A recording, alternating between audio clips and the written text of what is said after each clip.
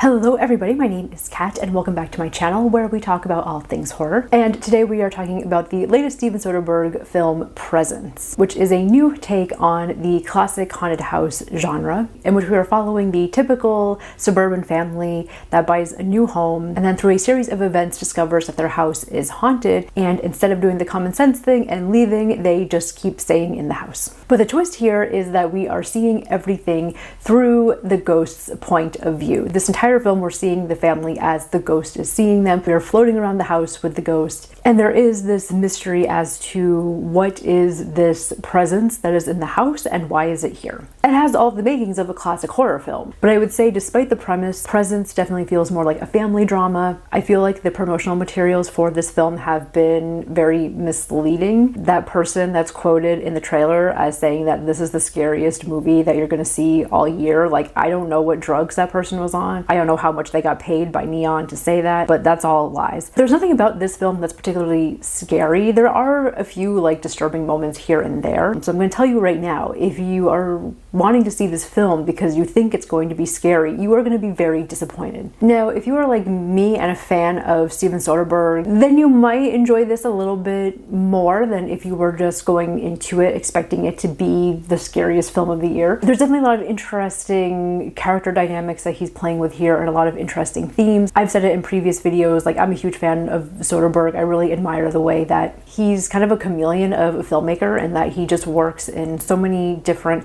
genres and so many different mediums, and I really appreciate that he's someone that likes to take creative chances in that way. I've been going down a bit of a Steven Soderbergh rabbit hole lately, mostly watching his TV series such as The Nick, and Chris Sullivan, who is an actor in The Nick, plays the father in this film. I didn't know that going into the film, but when I realized it was him, I was very happy. But as a fan of Soderbergh, my immediate reaction to Premise, I can't say that it's my favorite thing that he's done. I don't think it's on the level of something like The Nick or even just some of his other films. And I think for me, the biggest thing that was lacking here, kind of similar to Wolfman last week, where there's an interesting premise, there's interesting characters, there's clear themes that he's trying to explore, but there was just something lacking in the narrative that prevented all of these elements from gelling together in a way that made for a really clear understanding of what this narrative was about. Like, I just found that the story would introduce certain narrative beats, like around the characters and their profession, for example. You learn that there's like some family secrets, and they spent some time on that, and so they get you to think that these secrets are going to somehow tie into what's going on with this ghost that's just floating around. And then they don't really, like, yes, they're there as a way to show like, hey, this family's kind of messed up, but it doesn't really play into like the climax of the film or just what the reveal is in the third act. Here's the thing, is that I really enjoyed this movie while I was watching it. I think he does a really great job of building this sense of mystery. And then when the twist happens and it reveals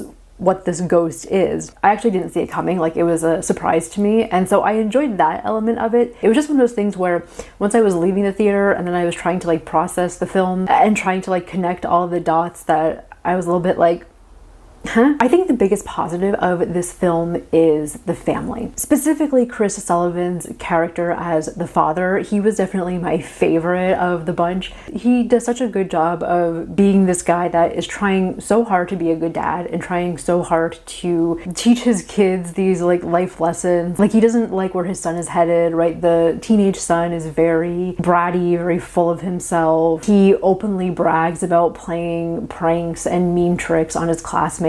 And the dad is just like coming in and having none of it and is just like making these like snarky comments on the side. But it's also someone that is having their own like internal struggles and their own psychological suffering, and we're allowed to see that side of him as well. You learn that there's something weird going on with the wife, who's played by Lucy Liu. She seems to be in some sort of illegal happenings connected to her job, and you can see him struggling with that. This struggle of, I'm in love with this woman, she's my wife, she's the mother of my children, I want to stick by her side, but also I know that she's doing bad things and I kind of want to get out of this marriage. I found that his character had the most depth and was definitely the most fascinating to watch out of all of them. And my favorite scenes were just the scenes where the family is hanging out together, because again, that's where you get to see the dysfunction. There's a really weird scene with Lucy Liu and her son, and she's saying very odd things to him, just being like, oh, you're my favorite, like I knew the second I was pregnant with you that you were gonna be my special boy. And of course she's drinking the whole time. Everyone's drinking in this movie, even the kids. I kind of wish we had gotten more scenes with them all together. The film really does focus on the two teenage kids, specifically the daughter, but the parents will be gone for like chunks of the movie, and the focus will just be on the teenage girl, which I guess in itself is kind of flipping the haunted house trope on its head, because usually it's like you have the family together that's experiencing something. And again, that wouldn't necessarily be a bad thing if the rest of the movie was as fun and as interesting as when the whole family is together. Like when you don't have Chris Sullivan and Lucy Liu there, you can definitely feel their absence. Not that the teenage actors are bad by any means, it's just the film really comes alive when you have the whole family together. And this might be my own like personal biases too, because honestly when I went into this film, I'd only seen the trailers of it and had read like little tidbits here and there about the film. So I went into it under the impression that this was going to be a story in which you have this dysfunctional family coming in here and they're more horrific than any of the ghosts or poltergeists that are in the house. This is a story in which you have a ghost that's just like chilling in its house, and then in comes this crazy family and they're the ones that are wreaking havoc on this poor ghost's life. And all the poltergeist activity is really more of a response to the ghost trying to get the family to leave, but it just encourages the family to stay even more.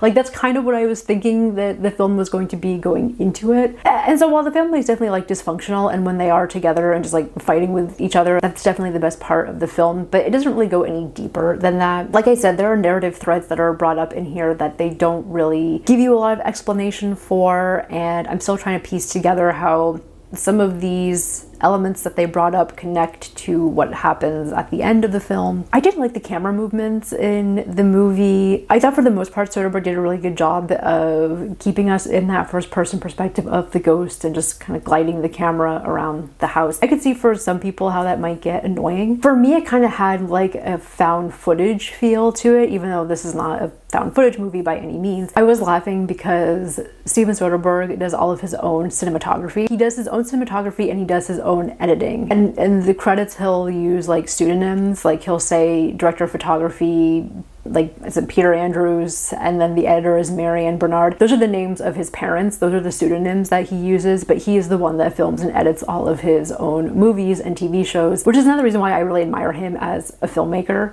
But when I was watching the film, I just kept picturing like everyone on set and Steven Soderbergh carrying this like handheld camera around and just like running around this house pretending to be a ghost. There's a lot of really great framing in the film as well, just the way that he's setting up these shots. It's set up in the film that the son and the mom have their own kind of weird relationship going on. Like Lucy Liu definitely loves her son a lot more than her daughter and is very protective of him and lets him get away with doing a lot of the awful things that he does, especially to his classmates. The scene where he's bragging about playing a prank on one of his classmates, she's just like sitting there listening to him being like, oh wow, yeah, that's great, honey. And then the dad and the daughter, they're on the other side of things, right? The daughter definitely feeling like an outcast, and you learn that she's dealing with her own trauma at the beginning of the film, and the dad very much trying to help her out and very much standing up for her. And the way that Soderbergh frames them within these scenes is that he always frames the son and the mother together, and then he frames the father and the daughter together. Usually they're on like separate sides of the screen or separate sides of the room. So I thought that was a really simple way of just showing like where these characters are at mentally, where they're at with each other. And that's a classic use of framing. Like he's definitely not creating anything new here, but I do think there were some really nice shots, especially shots where he's like in between rooms and you can see like, you know, the son in the living room and the dad on the other side of the wall, literally showing that there was just this wall between them, right? They're like not connecting with each other.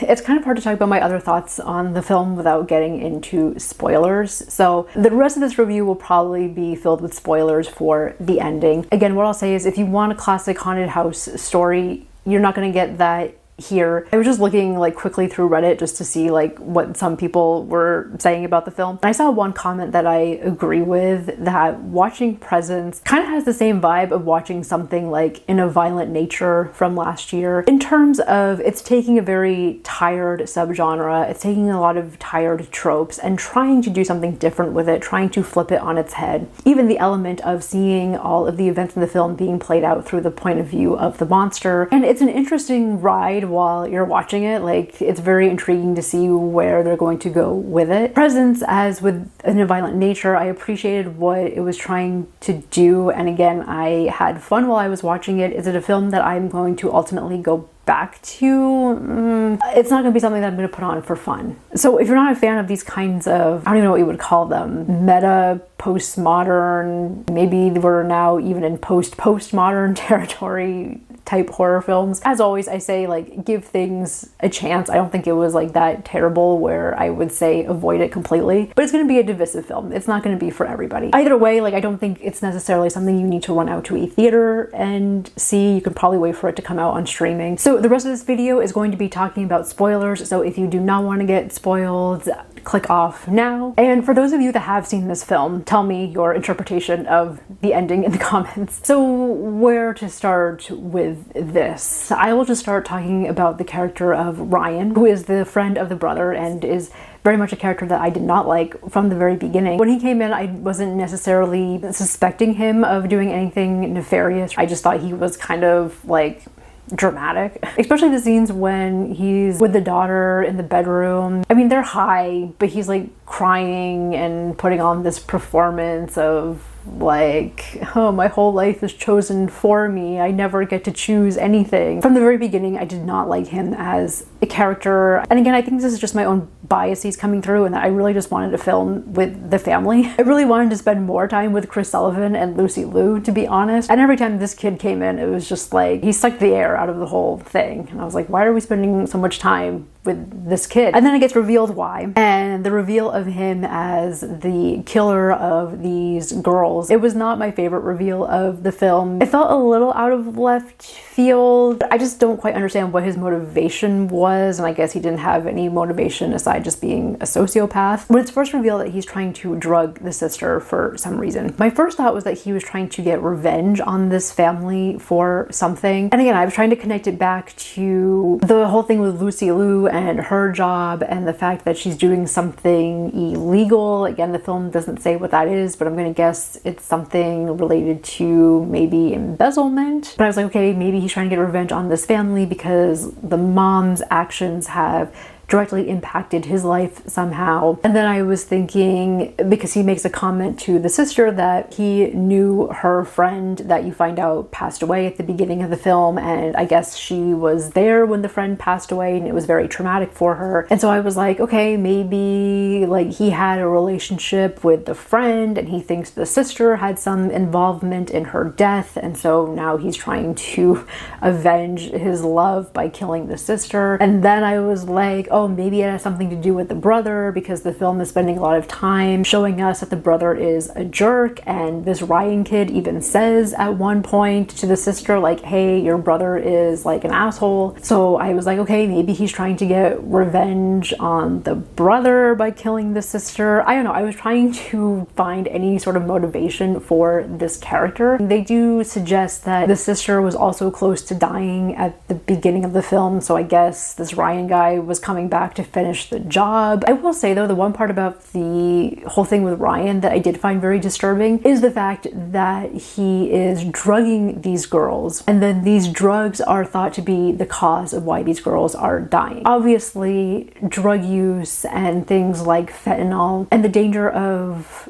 buying drugs, any kind of drug, that it could potentially be laced with something really dangerous like fentanyl, and if you take too much of that, you can OD. I mean, like, we live in a world where carrying around Narcan is now a normal thing. So I did like the aspect around having this killer that is killing people and framing the drugs for it, and no one's asking questions, because unfortunately teen death with these drugs is just becoming a part of our everyday reality. And I think there was like a message in there that had Soderbergh pushed it a little bit more, or maybe weaved it a little bit clearer into the rest of the narrative, I think could have been a really strong thematic point. And that was definitely one of the more disturbing aspects. And then the reveal of who the ghost is. So again, for those of you that have seen this movie, how did you interpret the ending? Because the way that I took it is that the ghost was the brother the whole time. And my argument for that is earlier in the film, you have the psychic woman that comes in and she says that there's something odd about the ghost and that its sense of time is messed up, that whatever it's in the house to do, like it hasn't done it yet. Like the reasoning for it being a ghost, like that reason hasn't actually occurred yet. And so when she said that, initially I was like, oh, okay, it must be the daughter who's been the ghost the whole time. I was not expecting the brother, and so that was the big twist that surprised me. But it seems like when the brother goes to save the sister at the end, and then he pushes the guy out of the window, and then you see his reflection in the mirror at the end, it was like, okay, he was the ghost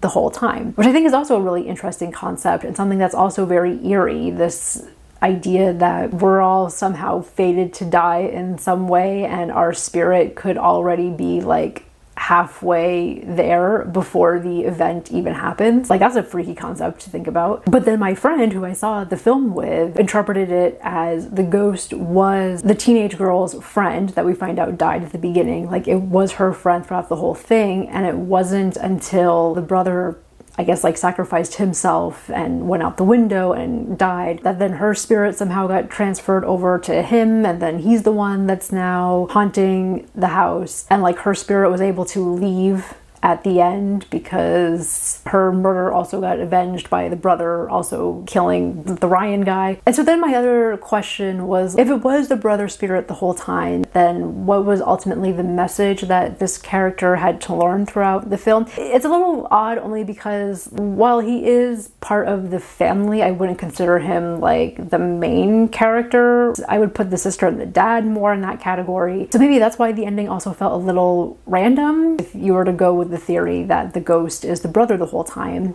you definitely have scenes in which he sees himself acting like a jerk and being mean to his sister, and he reacts very negatively to that, and he even destroys his own room at one point. And you also have scenes of him like helping the sister and being very friendly to her when he's in ghost form. So I guess maybe it was a thing around like him having guilt over how he's behaving in the present time. I just felt like there needed to be a stronger link to him having some responsibility over the fact that he dies at the end. And so I guess that's why I was trying to think like maybe this was a revenge aspect on Ryan's part, and Ryan trying to get back at the brother for being a jerk. And so then the lesson learned is he caused his own death by being an absolute asshole to everyone around him, right? It was his actions that was ultimately the domino effect that led to his death at the end of the film. Just something like that that made that thematic point feel a little bit clearer. And I guess maybe the point of the film is just that it is supposed to be this kind of like random act of